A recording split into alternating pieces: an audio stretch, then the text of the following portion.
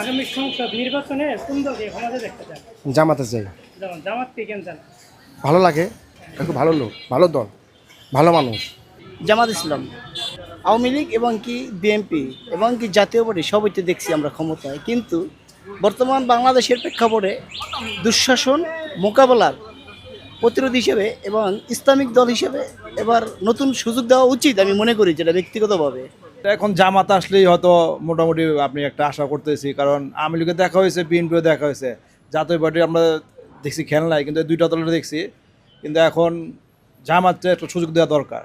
ওদের মাঝে দুর্নীতি নাই, ওরা কথা দিয়ে কথা রাখে, অনেকটাই এটা প্রমাণিত হয়েছে। হ্যাঁ, আর এই লুটপাট এগুলা তো ওদের মধ্যে দেখি নাই। এখন আশা করা যায় ওদের দ্বারা কিছু ভালো হতে পারে দেশের। আমরা আগামী যে সংসদ নির্বাচনে আমরা দেখতে চাই জামাত। ভাই আমরা তো জামাত ইসলাম চাই। জামাতকে এবার কেন ক্ষমতা দেখতে চান? জামাত বাংলাদেশে কোনোদিন ক্ষমতায় আহে নাই, আর দল দেশ ভালো রাখবো, এই জন্য জামাত চাই।